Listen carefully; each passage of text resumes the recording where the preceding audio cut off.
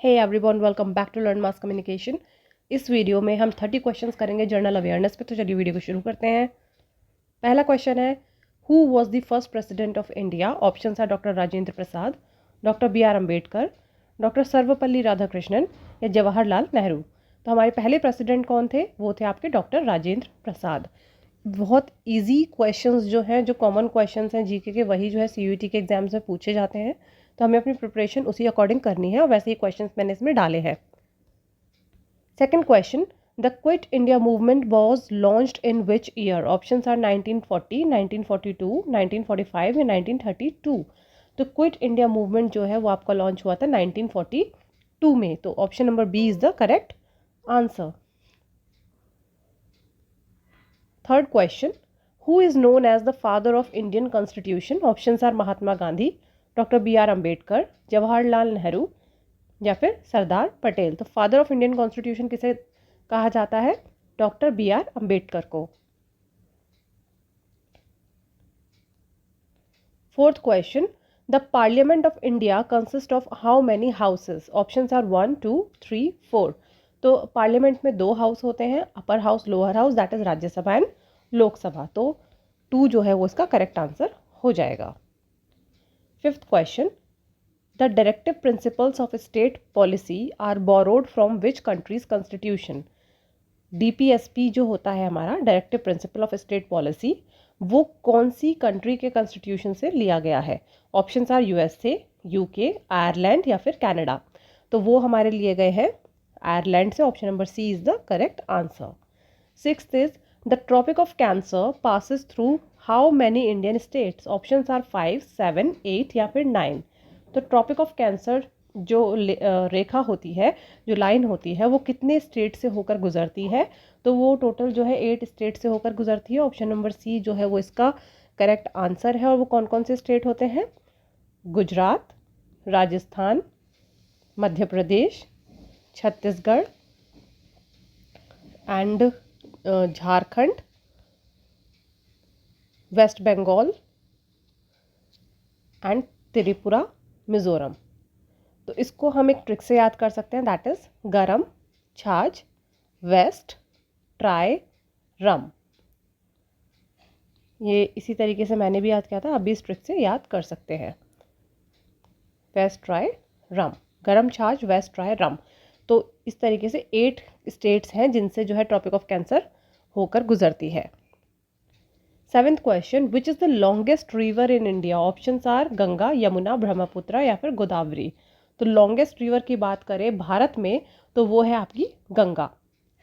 वैसे तो longest river जो है वो ब्रह्मपुत्र है, लेकिन अगर इंडिया की बात करें तो इंडिया में गंगा है, क्योंकि ब्रह्मपुत्र जो है बाहर की, इंडिया से बाहर भी बहती है। लेकिन अगर खाली इंडिया की लेंथ अगर ब्रह्मपुत्र की कैलकुलेट करेंगे तो that is less than Ganga. तो इसलिए इसका करेक्ट आंसर हो जाएगा option number A. Eighth question, the great barrier reef is located near which country? Options R India, Australia, USA या फिर साउथ अफ्रीका। तो ग्रेट बैरियर रीफ जो है आपका कहाँ पर है? वो है ऑस्ट्रेलिया में। ये है वर्ल्ड लार्जेस्ट कोरल रीफ है ये। तो इसका करेक्ट आंसर हो जाएगा option number B, that is Australia. Ninth question, the highest peak in India is? Options are Mount Everest, Kanchenjunga, Nanda Devi या धौलागढ़ी। तो हाईएस्ट पीक इन इंडिया कौन सी है? वो है आपकी Kanchenjunga. Option number B is the correct answer. 10th question, the longest national highway in India is? Options are NH44, NH7, NH48 या फिर NH27। तो लॉन्गेस्ट नेशनल हाईवे की बात करें तो वो है आपका NH44, जो टोटल 4112 का है। और ये है आपका, कहते हैं ना, कश्मीर से कन्याकुमारी तक, लाइक श्रीनगर से जो है कन्याकुमारी तक ये टोटल है। इंडिया मैप में देखेंगे तो ये वाला जो हाईवे है आपका, यहाँ से शुरू होकर यहाँ तक, वो आपका लॉन्गेस्ट नेशनल हाईवे है। श्रीनगर से शुरू होकर कन्याकुमारी पे ख़त्म होता है। 11th question, which gas is most abundant in earth atmosphere? Options are oxygen, carbon dioxide, nitrogen या फिर हाइड्रोजन। तो कौन सी गैस मोस्ट अबंडेंट है अर्थ में? वो है आपकी nitrogen, 78%। Option number C is the correct answer. कितनी होती है ये होती है 78%। 12th question, what is the chemical symbol of gold? Options are AU, AG, FE या फिर FB। तो गोल्ड का जो केमिकल सिंबल है वो होता है AU, AG होता है सिल्वर का, FE होता है आयरन का और PB होता है लेड का। 13th is the process by which plant make their own food is called respiration, photosynthesis, transpiration या फिर germination। तो वो प्रोसेस जिसमें प्लांट अपना खाना बनाते हैं with the help of sunlight उसे हम कहते हैं फोटोसिंथेसिस। तो option number B is the correct answer. 14th question, which planet is known as red planet? Options are Jupiter, Mars, Venus या फिर सैटर्न। तो रेड प्लैनेट किसे कहा जाता है? मार्स को। तो option number B is the correct answer. Next question, the study of fossil is called. Options are geology, biology, palaeontology या फिर जूलॉजी। तो फॉसिल की जो स्टडी होती है उसे हम पैलेंटियोलॉजी कहते हैं। Option number C is the correct answer.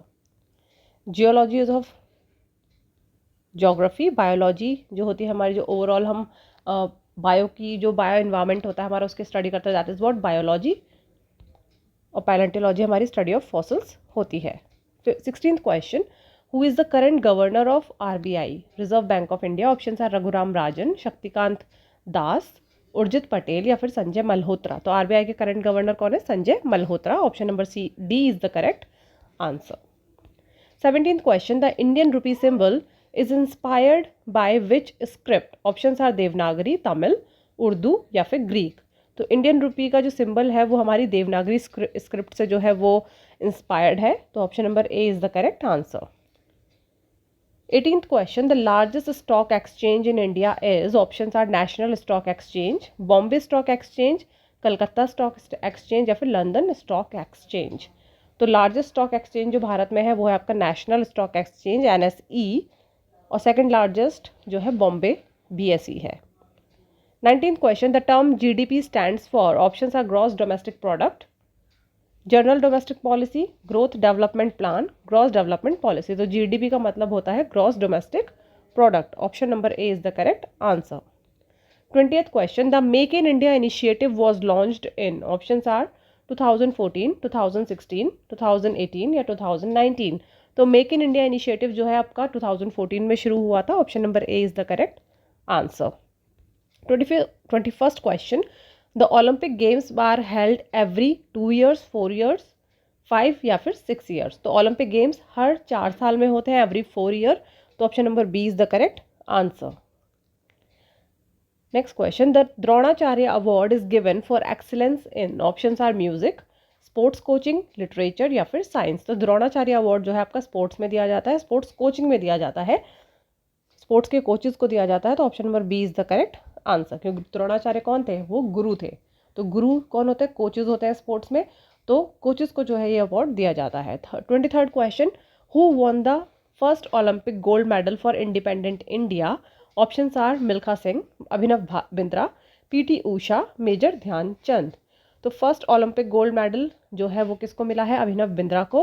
और हमें एक चीज़ याद रखनी है कि यहाँ पे इंडिपेंडेंट इंडिया की बात हो रही है, तो Abhinav Bindra is the correct answer. अगर पहला गोल्ड मेडल बिना इंडिपेंडेंट की बात करें तो that will be Indian hockey team. उनको जो है फर्स्ट गोल्ड मिला था, आपने मूवी भी देखी होगी गोल्ड अक्षय कुमार की, वो उसी के ऊपर है। 24th question, the FIFA world cup is associated with which sport? Options are cricket, football, hockey या फिर टेनिस। तो फीफा वर्ल्ड कप किसका है? आपका फुटबॉल का।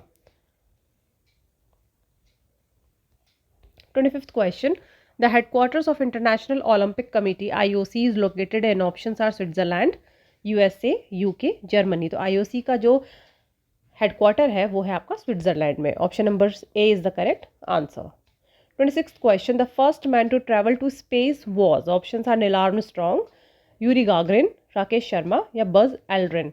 तो स्पेस की बात हो रही है, तो स्पेस में कौन गए थे सबसे पहले?